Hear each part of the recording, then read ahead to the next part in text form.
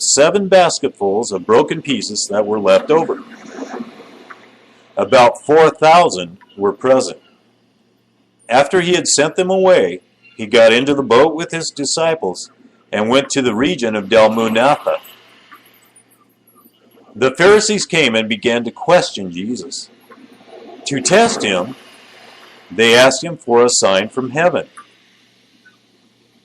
He sighed deeply and said, "Why does this generation ask for a sign?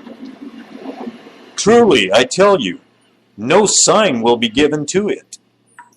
Then he left them, got back into the boat, and crossed to the other side. The disciples had forgotten to bring bread, except for 1 loaf they had with them in the boat.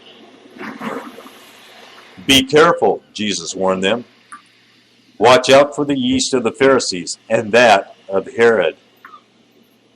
They discussed this with one another and said, "It is because we have no bread." Aware of their discussion, Jesus asked them, "Why are you talking about having no bread?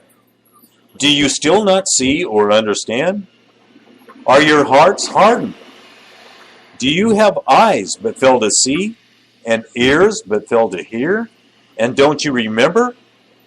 When I broke the 5 loaves for the 5,000, how many basketfuls of pieces did you pick up?"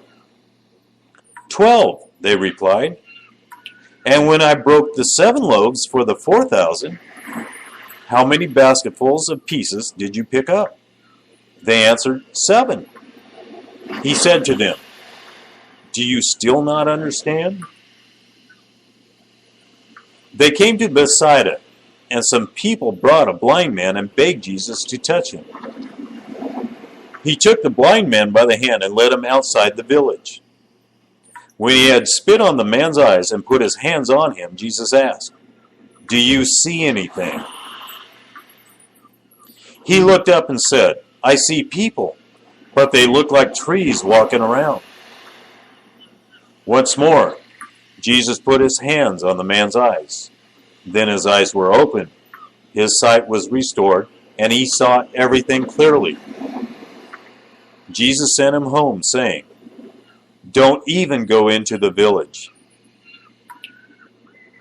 Jesus and his disciples went on to the villages around Caesarea Philippi.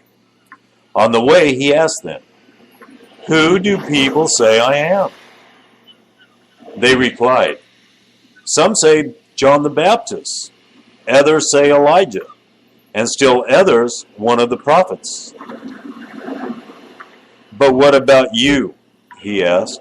"Who do you say I am?" Peter answered, "You are the Messiah." Jesus warned them not to tell anyone about him. He then began to teach them that the Son of Man must suffer many things and be rejected by the elders, the chief priests, and the teachers of the law, and that he must be killed and after 3 days rise again. He spoke plainly about this, and Peter took him aside and began to rebuke him. But when Jesus turned and looked at his disciples, he rebuked Peter. "Get behind me, Satan," he said. "You do not have in mind the concerns of God, but merely human concerns." Then he called the crowd to him along with his disciples and said, "Whoever wants to be my disciple must deny themselves and take up their cross and follow me. For whoever wants to save their life will lose it, but whoever loses their life for me and for the gospel will save it. What good is it for someone to gain the whole world, yet forfeit their soul?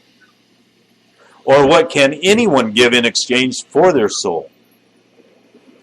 If anyone is ashamed of me and my words in this adulterous and sinful generation, the Son of Man will be ashamed of them when he comes in his Father's glory with the holy angels."